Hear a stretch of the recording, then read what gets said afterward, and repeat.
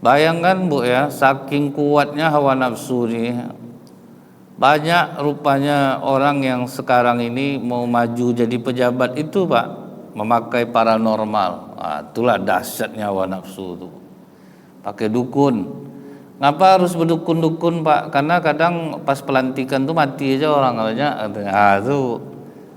Jaga seperti itu. Itulah hawa nafsu itu kalau udah jadi Tuhan dia Bu.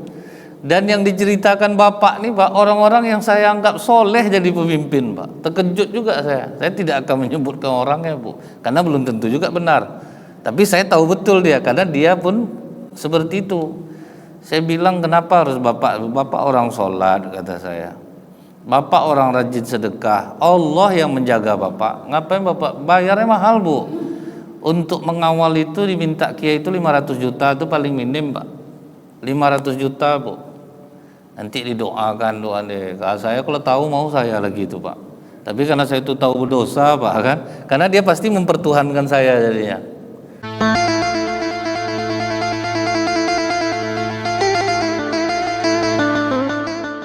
Minasyaitonirrajim. Bismillahirrahmanirrahim. Assalamualaikum warahmatullahi wabarakatuh. Alhamdulillahilladzi khalaqal mauta wal hayata liyabluwakum ayyukum ahsanu amala wa huwal azizul ghafur. Asyhadu an la ilaha illallah wahdahu la syarikalah wa asyhadu anna Muhammadan abduhu wa rasuluh. Allahumma shalli wa sallim wa barik ala hadzal nabiyil karim wa ala alihi wa sahbihi ajmain. Bapak-bapak pengurus masjid yang saya hormati, alim ulama, tokoh masyarakat, cerdik pandai, Bapak Ibu, orang-orang tua yang saya muliakan, hadirin hadirat yang semoga kita semua senantiasa dirahmati oleh Allah.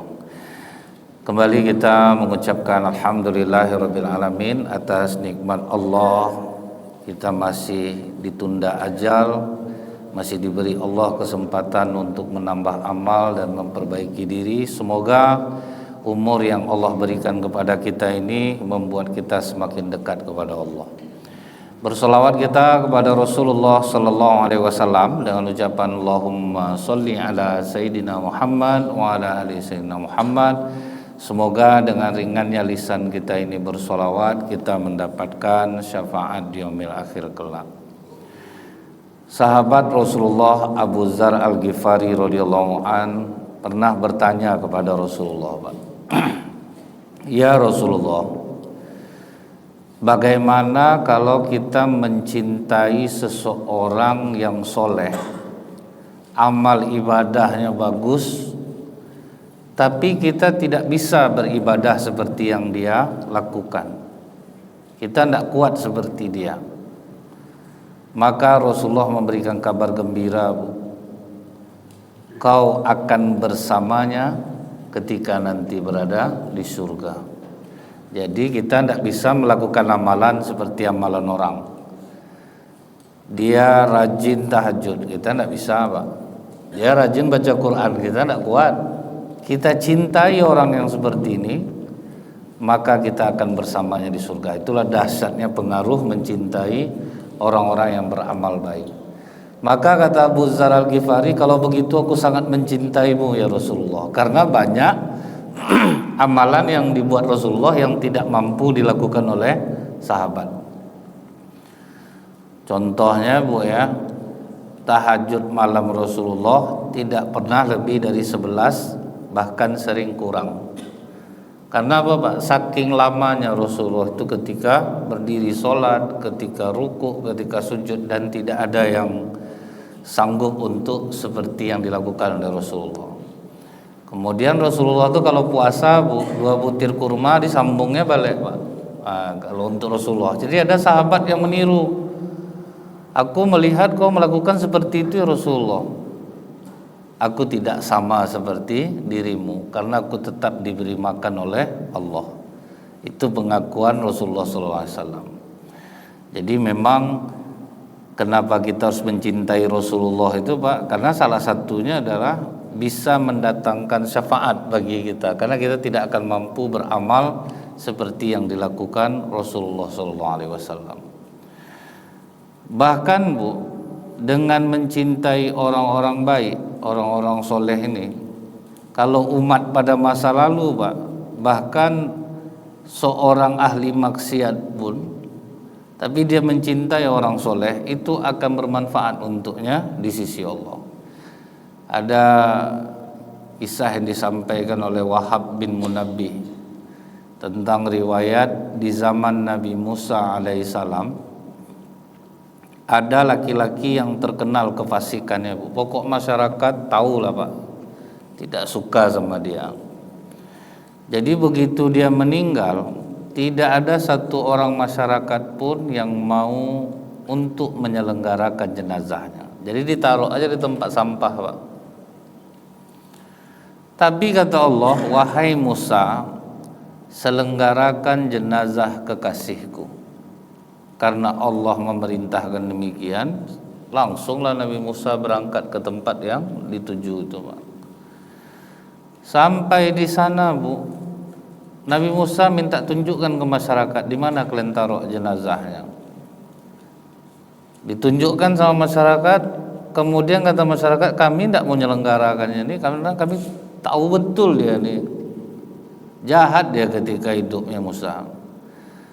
Nabi Musa kembali bermohon kepada Allah, ya Allah, masyarakat menyaksikan bahwa dia ini orang jahat. Apa yang dikatakan kaummu itu benar Musa. Tetapi ketika dia sakratul maut, dia memohon kepadaku dengan 3 permohonan. Yang siapapun yang memohon dengan doanya ini, aku akan mengampuni dosanya. Yang pertama itu Pak, dia berdoa, ya Allah, Engkau tahu bahwa aku gemar melakukan kemaksiatan, tetapi jauh di lubuk hatiku aku sangat membenci kemaksiatan itu. Jadi ada orang Bu, dia jahat tapi sebetulnya dia tidak suka dengan sifat itu Pak.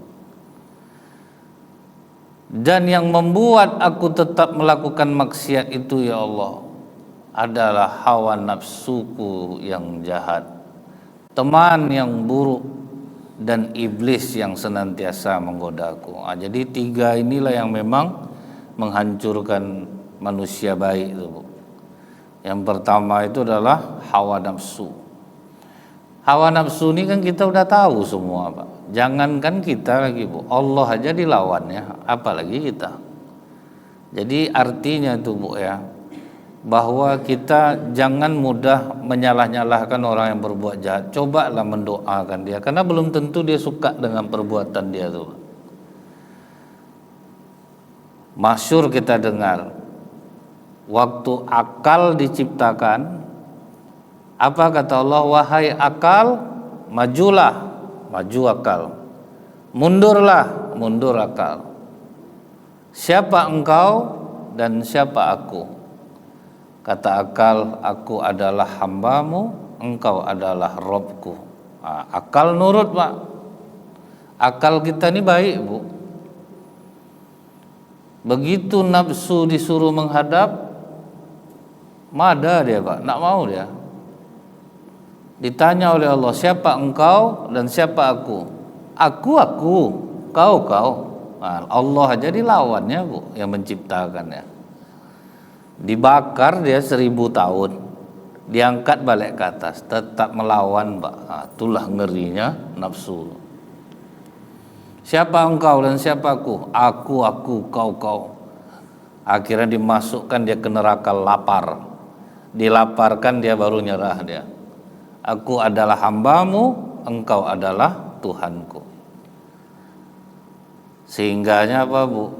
Di bulan puasa itu banyak orang jadi orang baik. Orang rajin ke masjid, orang tambah rajin bersedekah, orang tambah rajin baca Quran. Karena memang hanya dengan lapar, nafsu itu menjadi jinak. Siang hari di bulan Ramadan itu cerita orang pasti ya, sikit aku sahur tadi. Tidak ada yang bergunjing Pak. Panas betul hari, masak apa nanti sore. Karena dia lapar. Tapi kalau udah berbuka, tadarus, itu menceritakan buruk orangnya lagi, Pak. Karena apa? Dia udah kuat. Nafsu kalau udah kenyang dia akan menjadi jahat. Itulah yang bisa mengekangnya, rasa lapar itu, Pak. Jadi kita udah tahu nih, Bu. Rasulullah pun memesankan kepada kita. Selesai perang Badar yang begitu besar, apa kata Rasulullah? Kita kembali dari perang kecil menuju perang besar. Kata sahabat, udah separah ini perangnya Rasulullah. Dikorbankan jiwa dan raga, waktu, persenjataan yang kurang, medan yang sangat berat. Masa ini perang kecil ya Rasulullah? Iya. Ada perang yang lebih besar, yaitu melawan hawa nafsu. Nah, jadi memang hawa nafsu ini sulit untuk ditaklukkan. Orang tahu dia salah, Bu, tapi tetap bisa gara-gara nafsunya ini dia tidak akan mau mengakui kesalahannya. Abu Jahal waktu Rasulullah mengajaknya kepada Islam, Bu, dilawannya lah Rasulullah. Setelah Rasulullah pulang, apa ceritanya kepada Al-Mughirah bin Syu'bah? Sebetulnya aku tahu dia ini nabi, tapi gengsi aku ngakui, itulah nafsu tuh. Gengsi aku ngakui dia tuh. Aku tahu yang dia bilang tuh benar, tapi gengsi aku mengakui. Itulah dahsyatnya hawa nafsu yang bisa menyesatkan orang tuh. Saya pernah misalnya menasihati orang gitu, karirnya bagus, tetapi dia suka dengan suami orang. Sempat tahu orang nih hancur karir kamu, berkali-kali dibilang, tetap tidak bisa. Jadi saya tidak menghina dia, Pak. Beginilah dahsyatnya hawa nafsu. Kalau dia udah termasuk ke situ, payah untuk keluar lagi. Ada orang saking cintanya kepada laki-laki, udah dinasehati, Pak, lari mau dia. Nah, itulah dahsyatnya hawa nafsu. Dia tahu yang dibilang mak aku ini betul, yang dibilang bapak aku ini betul, tetapi hawa nafsu itu yang menghalangi. Jadi bukan dia lawannya itu, Bu. Dia sedang berhadapan dengan hawa nafsunya, dan itu sangat berat. Kita nasihati baik-baik, jangan seperti dia tahu sebetulnya nasihat kita itu betul, tapi udah terlanjur jemplung, itu akan sulit untuk keluar lagi. Makanya lebih dahulu kan kita banyak mendoakan anak-anak kita agar dijaga Allah dari kejahatan hawa nafsunya. Sedangkan kita aja berhadapan sama diri kita sendiri sulit, Pak. Nanti ngajilah, pulang subuh agak 2 lembar, 3 lembar. Hidupkan TV, Bu. Adalah tembok akhir tidak jadi baca Quran. Nah, kita sama diri kita sendiri aja sulit. Tahajudlah nanti malam agak 8 rakaat, tutup 3 witir. Nah, dah hidup alarm mematikan balik kadang tuh. Itulah hawa nafsu tuh. Hawa nafsu ini, Bu, dia menyamankan kita. Kita tuh dibuatnya nyaman, dan betul, Pak, nyaman sama dia. Sehingganya orang banyak habis sholat tuh, Bu, kenapa dia langsung pergi? Karena itulah hal yang nyaman bagi nafsu. Tak betah dia untuk duduk gitu. Itulah yang nyaman bagi nafsu tuh. Memang seperti itu, Pak. Dia tidak salah. Memang itulah hawa nafsu itu membuat kita nyaman. Kadang udah terniat gitu, Bu, ya, nanti bersedekahlah ke orang agak 200. Udah jumpa orangnya, Pak, berubah langsung, Pak. Nggak usah lah lagi, senang dia nampak ini. Belum tentulah dia susah. Macam-macam lah tuh hawa nafsu ini membisikkan, Bu, menghalangi kita. Nah, itulah beratnya melawan hawa nafsu tuh. Jadi jangan hina orang yang berbuat salah, yang berbuat kefasikan, karena memang berhadapan kalau sudah dengan hawa nafsu ini memang sangat berat. Dulu ada seorang laki-laki tampan, dia jualan baju nih, Pak. Ini pernah saya sampaikan. Karena dia ganteng Bu, dia masuk-masuk gang, adalah perempuan suka sama dia. Tidak bisa perempuan ini nahan hawa nafsu. Hawa nafsu perempuan ini memang satu, tapi kalau dia sudah menyukai Pak, full, dia tidak akan malu dimanapun. Memang payah membangkitkan rasa dia itu, tetapi kalau dia sudah suka, sulit untuk dihalangi. Diceritakan nyala ke nenek-nenek Bu, nenek tahu ndak yang jual baju tuh ganteng nek, ya suka betul aku sama dia nek, pokoknya aku mau sama dia nek. Kata nenek deh, aman tuh biar nenek yang ngatur ya. Pas laki-laki ganteng nih lewat, nak bisa minta tolong nenek ndak? Nenek ada dapat surat, mata nak nampak lagi, bisa ndak tolong bacakan? Boleh nek. Dia ajak nenek tu masuk ke dalam. Begitu dia nak ganteng di dalam, nenek dia langsung pergi, pintu langsung dikunci perempuan tu dari dalam. Aku suka sama kau, kata perempuan ni. Kalau tak mau kau sama aku hari ini ya, berteriak aku. Aku akan katakan bahwa kau telah menggoda aku. Bingung laki-laki ini Bu, dia orang yang sangat taat beribadah Pak. Naik dia, boleh ndak aku permisi sebentar? Naik dia ke atas rumah. Rencana mau bunuh diri dia Pak, daripada harus melayani perempuan. Itu saking takutnya dia kepada Allah. Tapi terpikir dia bunuh diri, parah dosanya. Apapun alasannya. Maka sering masih diperdebatkan orang mengenai bom bunuh diri itu Pak, masih diperdebatkan orang tuh. Loncat aku, bunuh diri. Ingat saya cerita tentara Bu, ketika mengeksekusi orang di Ngarai Sianok. Waktu ada apa dulu Pak ya, pemberontakan. Jadi salah satu saksi sejarah itu waktu itu dia disuruh mengeksekusi PRRI kalau tidak salah saya Pak ya. Kau mau terjun atau aku tembak? Jawaban dia apa Pak? Tembak aja Pak, karena kalau terjun aku bunuh diri. Kalau terjun aku bunuh diri, besar dosa aku, tembak aja lah. Akhirnya tembak. Nggak jadi dia bunuh diri Bu. Ditanyanya ke perempuan nih, WC di mana?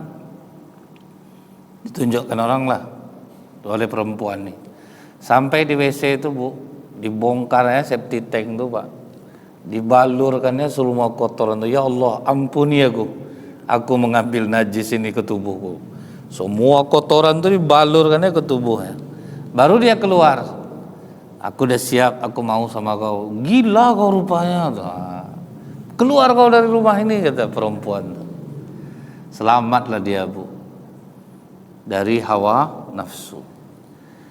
Begitu dia bersihkan kotoran yang ada di tubuhnya itu, sejak itulah tubuhnya mengeluarkan aroma yang sangat wangi. Semenjak dia bersihkan tuh, tubuhnya wangi. Sehingga di kuburnya itu ditulis Al-Mis, orang yang mengeluarkan bau yang harum. Jadi kuburnya itu memang harum jadinya. Itulah balasan Allah kepada orang yang kuat menahan hawa nafsu. Tapi kalau udah termasuk ke dalam itu susah keluar. Saya mendengar guru pesantren di Sumbar yang mencabuli 40 santrinya. Susah kita untuk mengatakan, wah itu parah. Itulah nafsu. Kalau udah termasuk ke dalamnya, kalah ilmu Bu. Mau sehebat apapun ilmu agama kalah. Bayangkanlah, udahlah sama anak laki-laki Pak. Nah, dia laki-laki, anak laki-laki. Sedangkan mungkin ke perempuan aja udah heboh Pak. Ini ke anak laki-laki. Itulah hawa nafsu itu Bu. Memang berat. Sampai ada salah satu dulu yang di pesantren mana yang anak laki-laki juga, jangan hujat saya. Saya paham maksud dia itu Pak. Wah dia sebetul tahu ini salah, tapi udah tidak bisa keluar lagi. Begitu udah termasuk ke dalam godaan hawa nafsu, untuk keluar itu sudah susah. Orang-orang yang ditolong Allah lah. Ada dulu mereka berdua pergi berdagang ke Syam. Kata kawannya, kau tinggal dulu di tenda ya, aku pergi cari makanan. Rupanya ada perempuan Bu yang menyaksikan Satu orang laki-laki ini pergi, didekatinya lah tenda orang. Dia sedang sholat, ditunggu sama perempuan nih Pak, karena dia mikir jangan sampai terlalu lama orang menunggu, disiapkannya sholatnya. Aku mau minta tolong. Oh ya boleh, kata dia. Apakah kau butuh makanan? Kalau butuh makanan tunggu dulu, kawan aku sedang beri makan. Enggak, aku mau sama kau. Begitu perempuan ini mendekatinya Pak, dibalutkannya kepalanya ke lututnya, menangis dia sejadi. Saking kuat nangislah perempuan itu jadinya Pak. Begitulah dia menahannya itu Bu. Akhir lari perempuan ini dari tenda tuh. Pas kawannya pulang, tengok kawan menangis. Ngapa kau nangis? Dibohongi ya kawannya Bu. Aku rindu sama anak aku. Kalau rindu sama anak, tak mungkin lah macam ini betul tangis kau. Akhirnya itulah diceritanya, aku digoda. Tapi aku betul-betul takut. Nah itu yang payah tuh. Kalau sempat kita tuh Pak, kayak mana kira-kira? Bapak udah baru balik sholat subuh nih Pak. Datang perempuan cantik Pak. Pak, bisa minta tolong antar saya Pak? Nggak akan ada menolak loh Pak. Syukurnya nak dapat ujian itu Bu. Di jalan dipeluknya pinggang bapak. Lah hilang akal bapak dibuatnya tuh. Memang susah tuh Pak. Jadi kalau kita melihat orang-orang jahat tuh seharusnya kita berdoa. Karena kalau kita pun di posisi dia Pak, ngeri Bu. Kita akan termasuk juga mungkin, atau bisa lebih parah daripada itu. Ada dulu salah satu anggota dewan di suatu desa, orang baik, orang soleh. Akhirnya dia nak maju lagi Bu. Kenapa gitu Pak? Memang tak kuat saya Ustaz. Betul kata Pak Mahfud MD itu. Malaikat pun masuk kemari jadi iblis nih. Oh ngapa gitu Pak? Awalnya biasa aja Tad. Kita membela hak masyarakat. Jadi waktu demo dengan perusahaan tuh saya di depan tuh. Datanglah utusan perusahaannya, minta perwakilan dari pendemo, tentu saya yang masuk. Dihadapkannya duit 1 tas. Janganlah keras-keras kali Pak, sambil membuka tas tuh Pak, dihadapkan duit. Berubah saya Ustaz. Oh di luar saya rakyat, kalau di sini kita kan kawan. Berubah jadinya Pak. Pokok Bapak kalau ada butuh apa-apa, anak mau liburan atau apa, kasih tahu aja kami nanggung tiket penginapan. Coba tuh. Habis iman dibuatnya tuh Pak. Saya pun lewat saya rasa tuh. Nggak mungkin, syukur nggak dapat ujian nih Pak. Orang sibuk deh, ustadz nih kalau udah dekat dengan pejabat, belum mencoba deh lagi, enak duitnya tuh Pak. Syukur aja Bu, saya nggak dapat ujian itu. Kalau sempat masuk situ, taman yang parah mungkin Pak, duit tuh enak, pasti terikut kita. Nah ini Allah masih melindungi aja nih Pak. Bayangkan Bu ya, saking kuatnya hawa nafsu nih. Banyak rupanya orang yang sekarang ini mau maju jadi pejabat itu Pak, memakai paranormal. Itulah dahsyatnya hawa nafsu itu. Pakai dukun. Ngapa harus berdukun-dukun Pak? Karena kadang pas pelantikan tuh mati aja orang banyak. Itu jaga seperti itu. Itulah hawa nafsu itu kalau udah jadi Tuhan dia Bu. Dan yang diceritakan Bapak nih Pak, orang-orang yang saya anggap soleh jadi pemimpin Pak. Terkejut juga saya. Saya tidak akan menyebutkan orangnya Bu, karena belum tentu juga benar. Tapi saya tahu betul dia, karena dia pun seperti itu. Saya bilang kenapa harus Bapak orang sholat, kata saya. Bapak orang rajin sedekah, Allah yang menjaga Bapak. Ngapain Bapak bayarnya mahal Bu? Untuk mengawal itu diminta kiai itu 500 juta, itu paling minim Pak. 500 juta Bu. Nanti didoakan doa deh. Saya kalau tahu mau saya lagi itu Pak. Tapi karena saya itu tahu berdosa Pak kan, karena dia pasti mempertuhankan saya jadinya. Awalnya minta doakan aja. 500 Bu, enak betul kiai itu kata saya Pak. Dia ada meningkat Bu, kalau incumbent yang udah pernah maju 1 miliar. Kalau yang baru maju 500. Pas dia menyebutkan satu sosok nama tambah kaget saya Pak. Ketemu sama saya di sana Ustaz. Walah itulah. Jadi kalau nafsu sudah jadi Tuhan memang repot. Nah yang kedua, Dalam doa dia tuh Bu, dia mengatakan karena kawan yang buruk yang mempengaruhi dia. Indonesia sekarang nih Bu, ada sesuatu yang lebih berbahaya dari narkoba Bu, yaitu judi online Pak. Itu lebih berbahaya dari narkoba.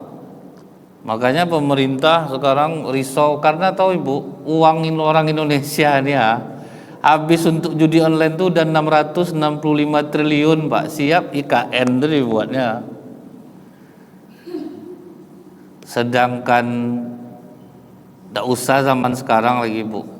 Dulu pemerintah pernah berpikir daripada orang berjudi ke luar negeri dilegalkanlah judi. SDSB waktu itu Bu kan. Banyak orang masang. Itu jahatnya judi itu Pak, karena dia mengandung adiktif, ada candu di situ Pak. Cuman candunya itu bahaya Bu. Tidak sama rokok, tidak sama narkoba Pak. Lebih parah candunya itu. Karena apa? Semua sifat buruk manusia akan keluar karena judi. Itulah ngerinya judi itu. Semua sifat buruk keluar. Kalah pokoknya narkoba, kalah tuh Pak. Minuman keras, KO dibuatnya tuh. Ingat dulu Ibu waktu SDSB di Pekanbaru nih, orang begadang tiap malam. Sampai orang ilusi dan melakukan hal-hal yang irasional. Ngasih makan orang gila, jumpa orang gila di jalan barang, kok main dah.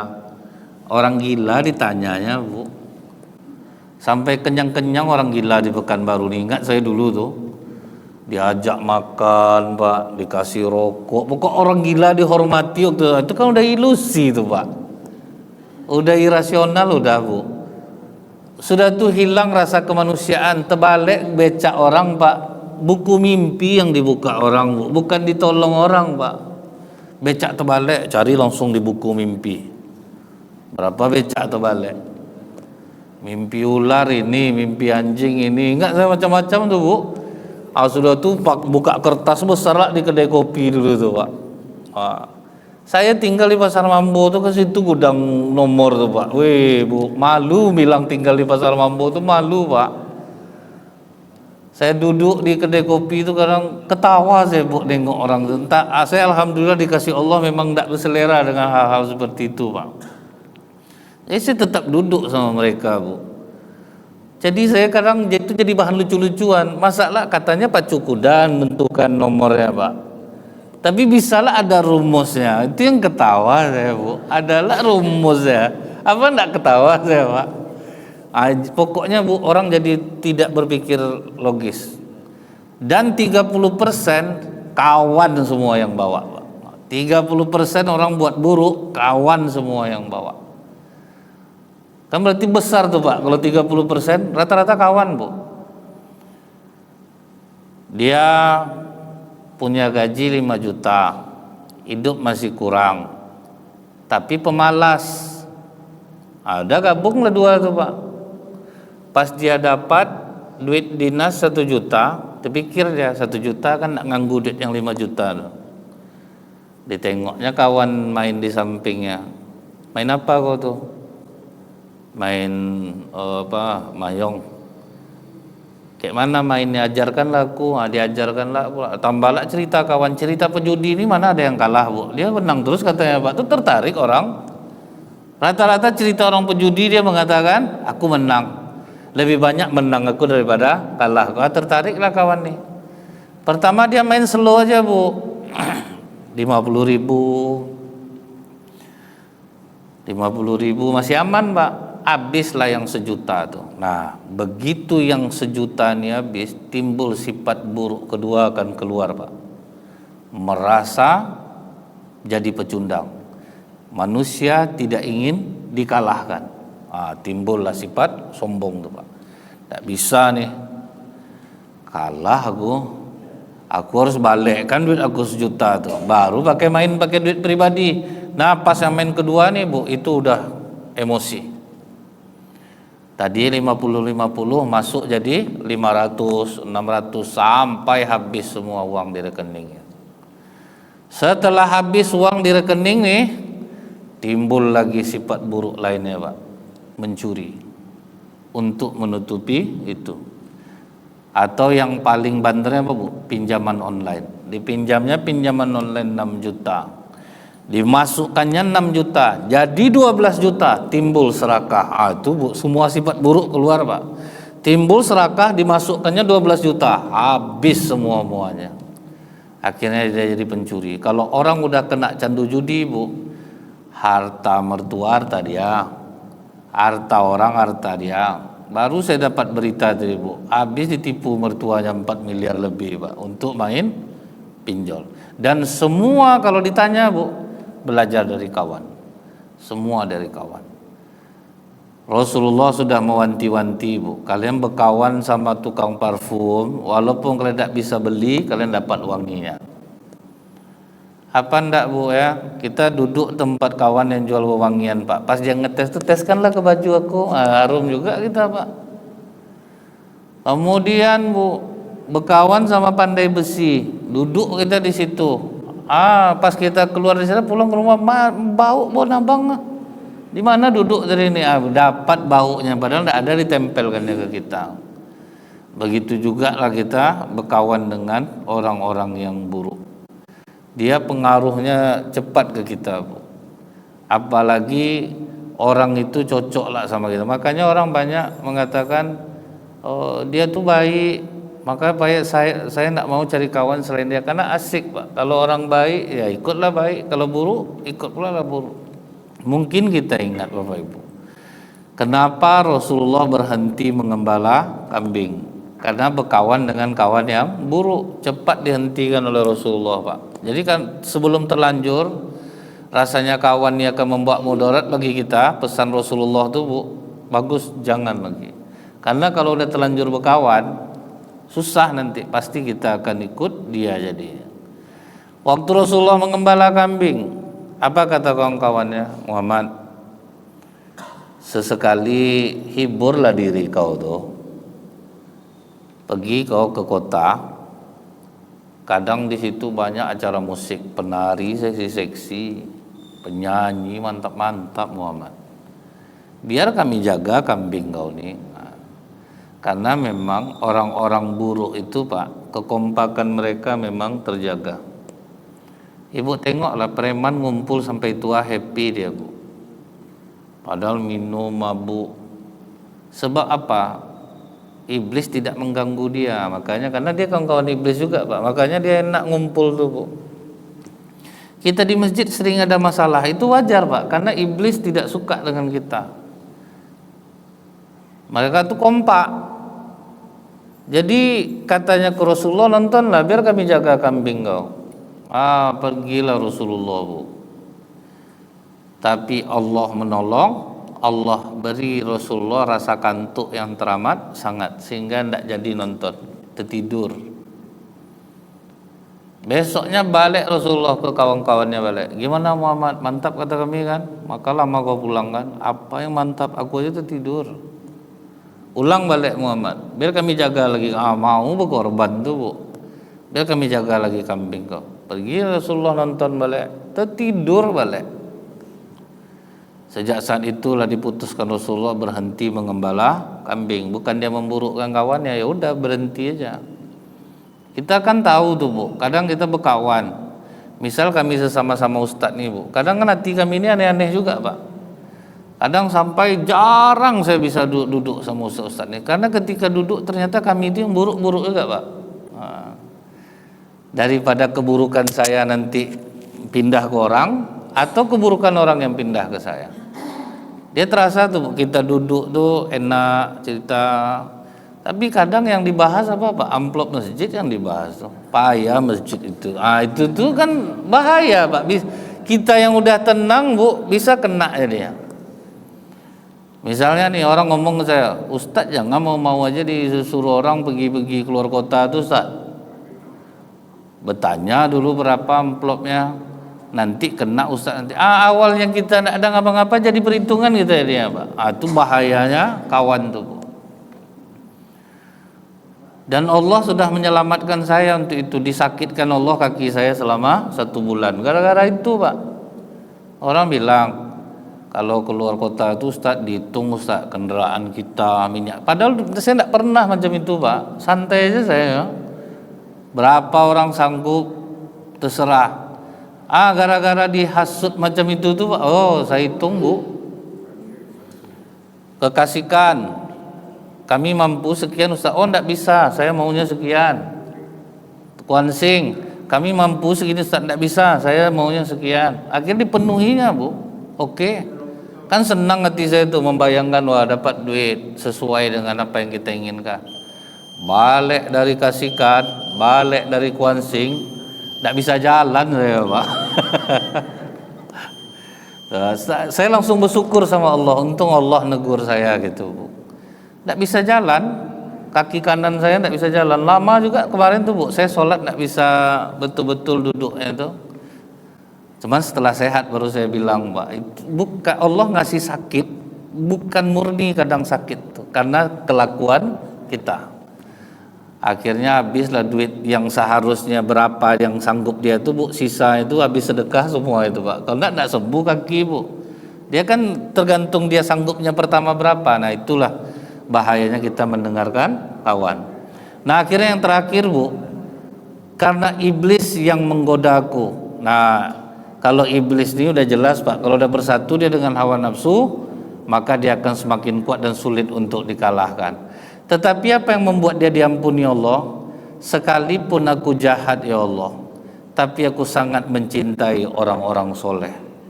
Aku tidak pernah mendurhakai mereka. Aku walaupun ahli maksiat, tapi aku sangat suka duduk dengan orang-orang soleh. Ampunilah dosa-dosaku ya Allah. Nah karena permohonan inilah dosa-dosa dia diampuni oleh Allah. Yang pertama karena dia mengakui bahwa dia bermaksiat dan dia tidak menyukai maksiat itu. Yang kedua dia ceritakan ke Allah apa yang menyebabkan dia hancur. Yang ketiga rupanya penyelamat dia karena dia mencintai orang-orang soleh. Subhanakallahumma bihamdika asyhadu an la ilaha illa anta astaghfiruka wa atubu ilaik. Assalamualaikum warahmatullahi wabarakatuh.